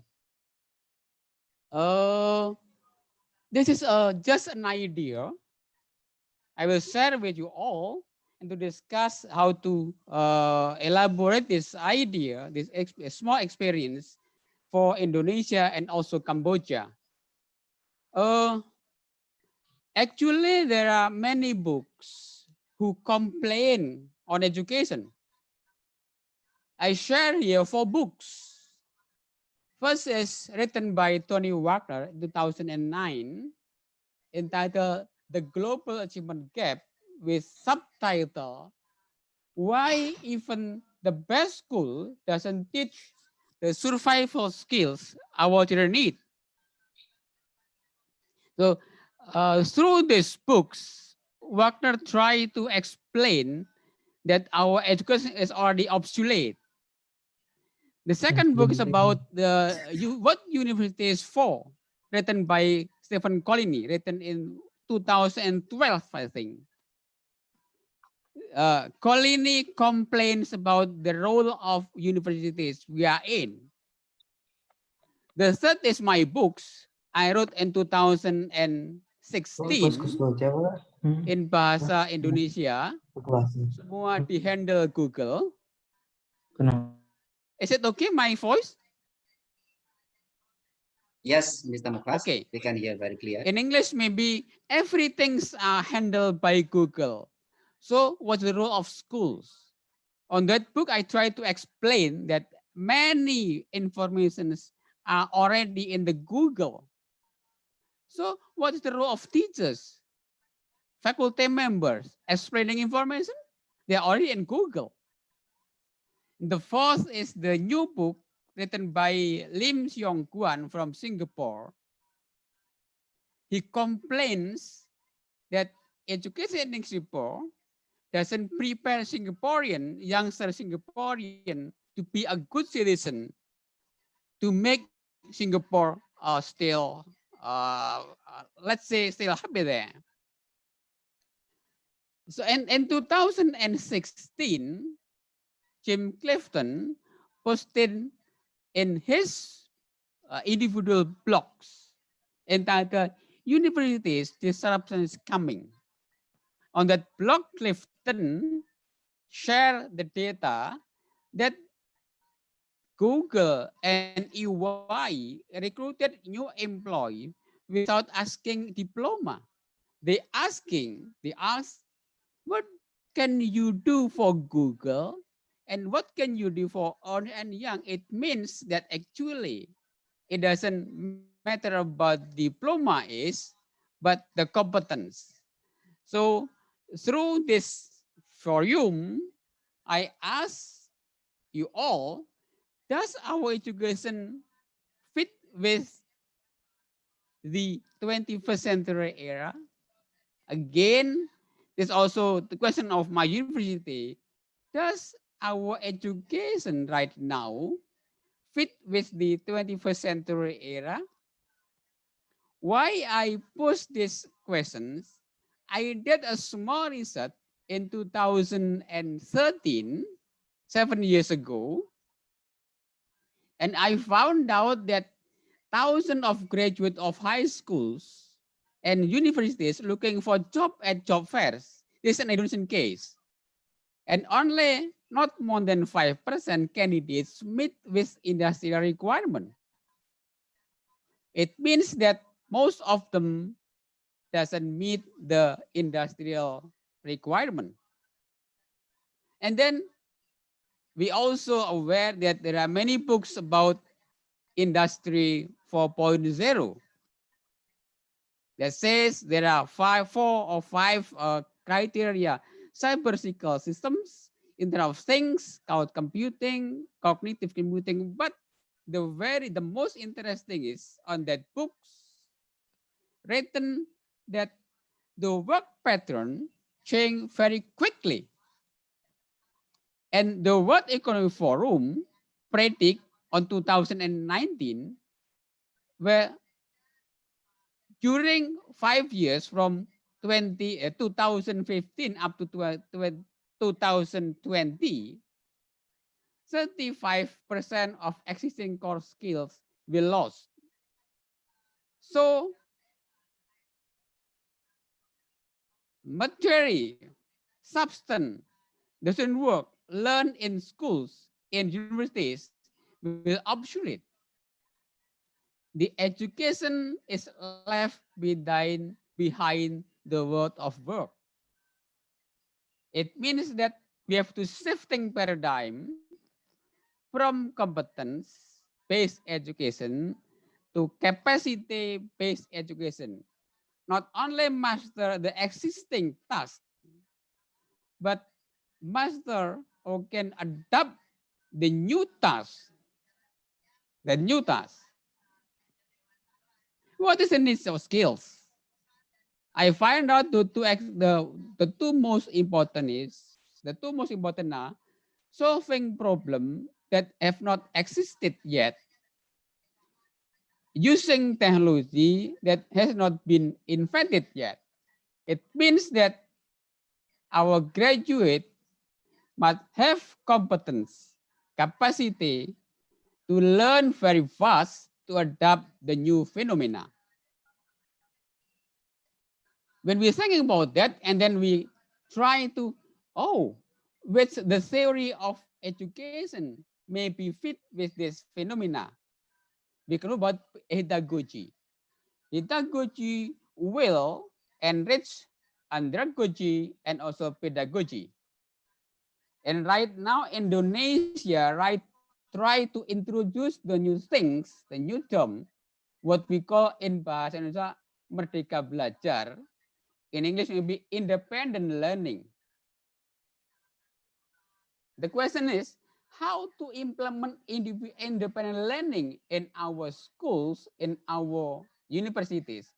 Let me give you an example what we are doing in UNESA. Let's say the student in mechanical engineering department.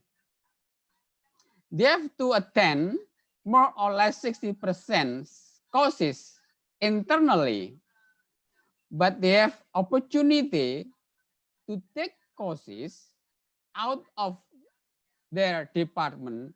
Let's say they can go to Faculty of Economics to learn about business, to learn about management there.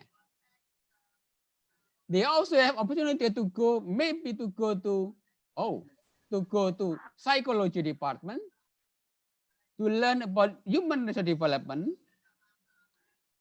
They have also go to communication department to learn how to communicate effectively, and even they can go also to the industry to learn the practical things there. This is what we call independence learning. Students choose the courses based on their career development, the career path they choose. They want to be this, so they have to take this course, this course, this course, etc., etc. This is what we call independence learning based on Hitaguchi's theory. The second things I want to share with you all is about our education situations. Let me compare our situation in our class right now when we teach with our class maybe 10 or 5 years ago. It is not much different. It's quite similar. We, all educators, think that, oh, we have already deal with our job quite okay. We enjoy our teaching, our courses, and our method of delivery system. So I call it, we are in the comfort zone. We are enjoy our task. I try to compare with the other situation, let's say in business, let's say in bank. I found out that now the bank services right now is quite different with maybe 5 or 6 years ago. Now everything can be handled through mobile phone. We can get the money from ATM. We can buy things using cell phone. Even in automotive sectors now, washing car automatically without persons there. Robot take role in automotive industry. It's quite different. So maybe we can say that we are in the comfort zone and the other sectors are already in the growth zone. So we have to move there to catch the development in the other sectors. Otherwise, we will left behind. Let me give you all the metaphor about the comfort zone. Frog loves warm water. If we put a frog in a warm water in a pan, that frog will enjoy the warm water. Oh, it's very nice. And we can, when we put the pan on the cooker and make small slider, maybe that frog will boil it and die, or jump out and move on. Sometimes we will enjoy in our comfort zone and we are not realize that we are in a danger like that frog. And now COVID-19 pandemic make us aware. Oh, we have to move. We have to jump out from pan. We are in the danger. So COVID-19 actually make us aware that educators forced to get alternative ways in developing teaching and learning model, and also developing education as a whole. But when we try to move on, we have to take awareness that the greatest danger in time of to burn like now in pandemic ini is not the to burn itself, but to act with yesterday's logic. We have to move not only the method of working, but the logic, the thinking model, the thinking paradigm. I believe that even the pandemic is already there, we are not going back to the previous model. I believe that blended learning, hybrid learning will be the new model of learning. Distance learning will be the new model in the post-pandemic. The question is how to integrate independent learning based on pedagogy and blended learning, hybrid learning. That is a big challenge for us. How to implement these two concepts integratively is a big challenge. We are struggling on this period up to now. Again, speaking frankly, we are in Indonesia still struggling how to integrate these two concepts integratively. So we'll be very happy to share our experience to renew our education to make fit with the 21st century requirement, and also to make fit the most post-pandemic era. Let me last with this last question, this last caption. This is a picture I take from conducting cycle. From this picture, we know that actually we are already in the fifth wave. First wave, when we found iron, water power, steam engine, etc., etc. But what I want to share with you is the period of every wave is became shorter and shorter and shorter. 60 years, 55 years, 50 years, 40 years, 30 years. I'm afraid that actually we are in the end period of fifth wave. And we'll move to another wave. And we have to prepare to move to another wave. Why? Because in the world, there's nothing permanent except change. So everyone, everything is a change. And according to Charles Darwin, it is not the strongest of species that survive, not the intelligent one, but the one most responsive. So we have to respond the changings, to move to respond the new one in our education. And the last thing is, so we have to be prepared to change. How to make our education with the requirement of 21st century, and also to make our teaching process fit with the post-pandemic era. Thank you very much for your attention.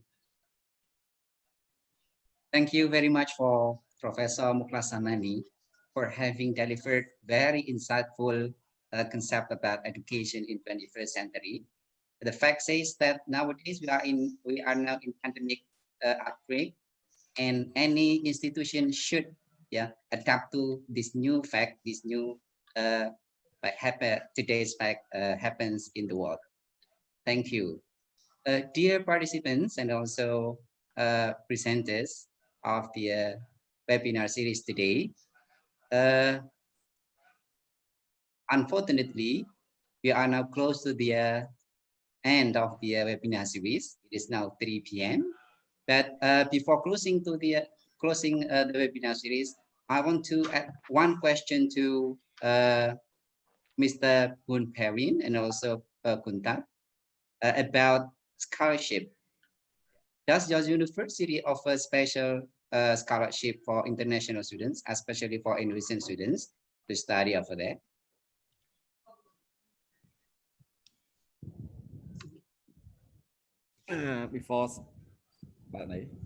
Before answer your question, I would like to say many thanks to Professor Dr. Samani.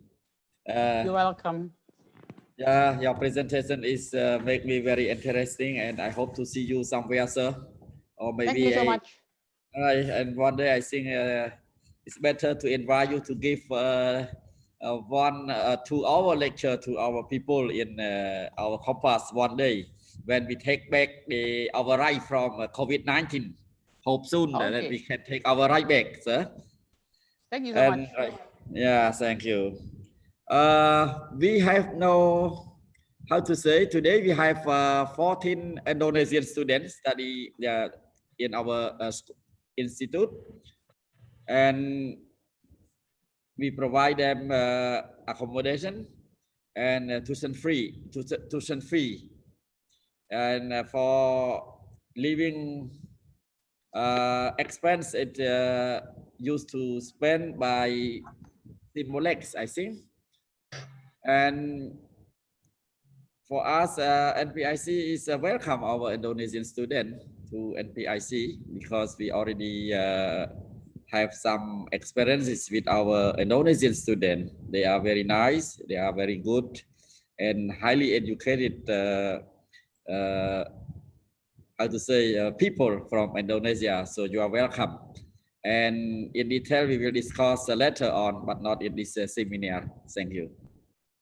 Thank you, Mr. Bun Kevin. Mr. Punta.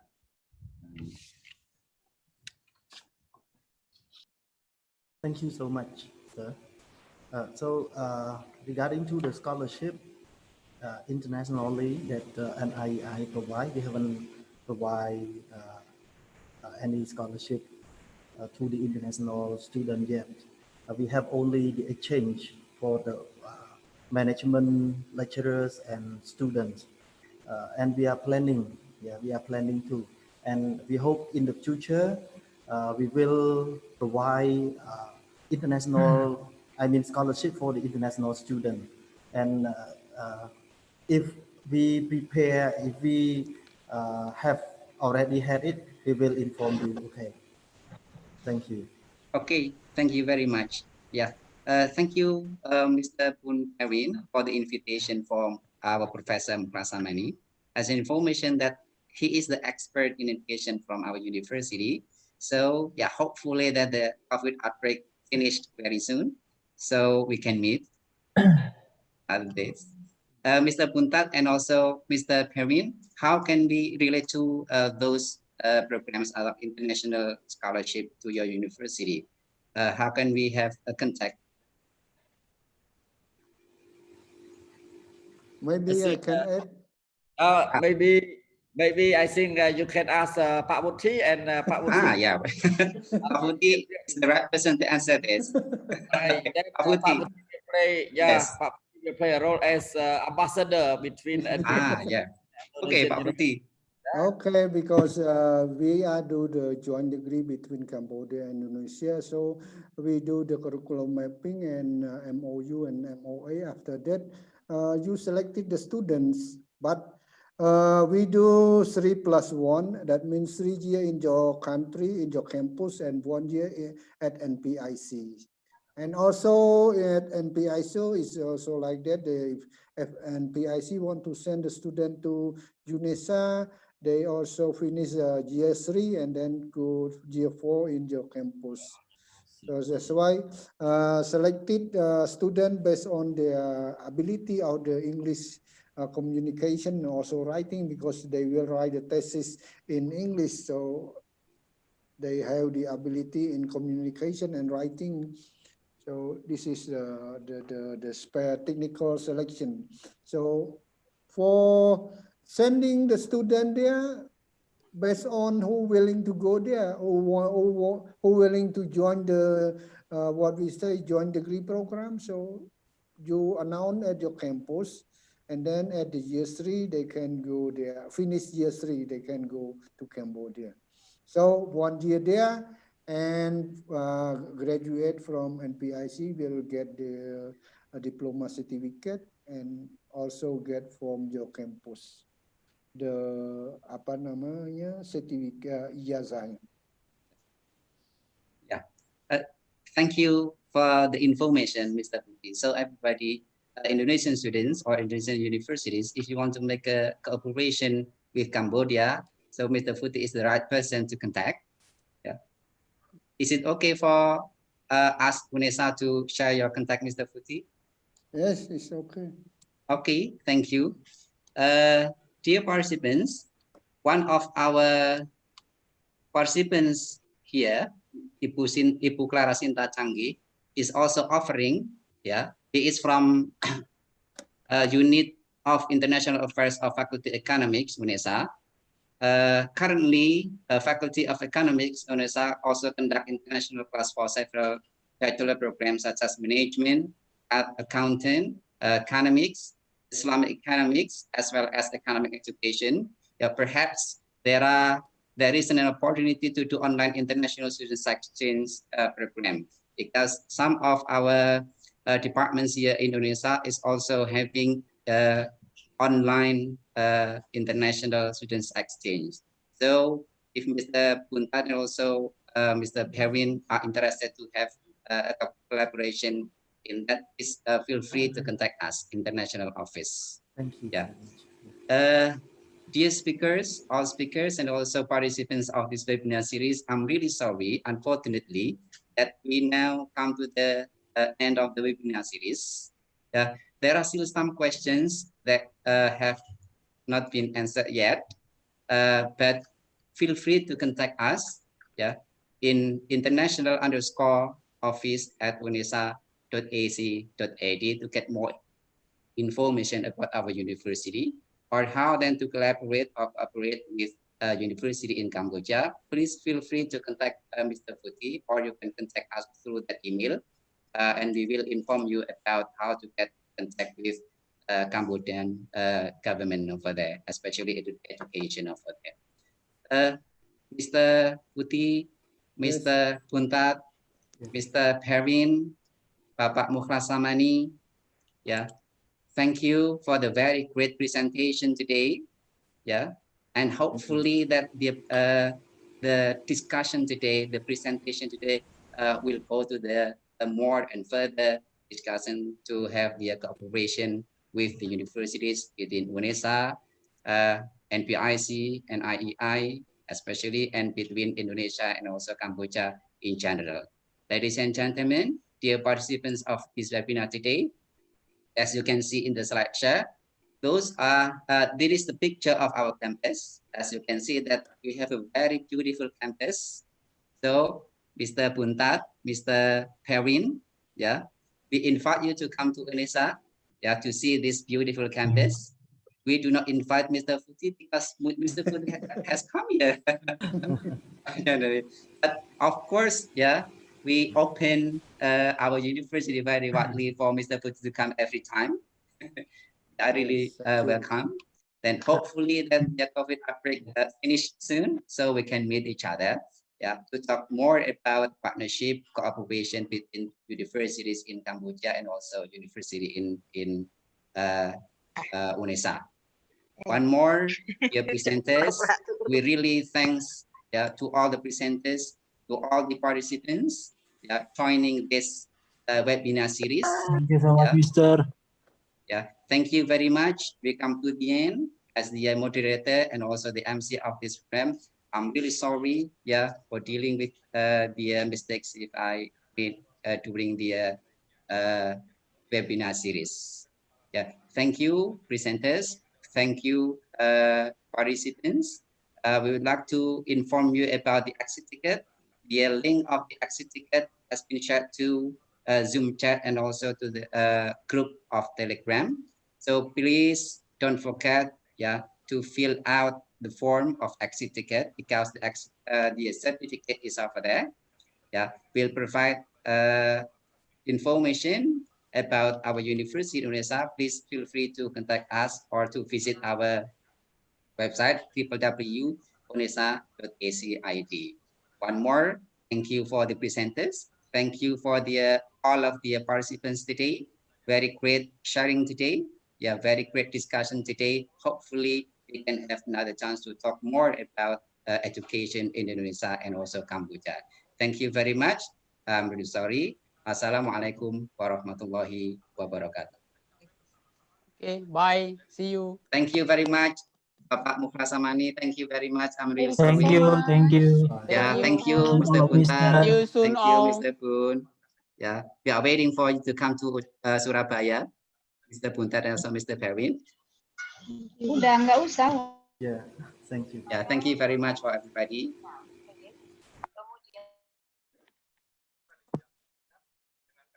Mr. Putih, how are you?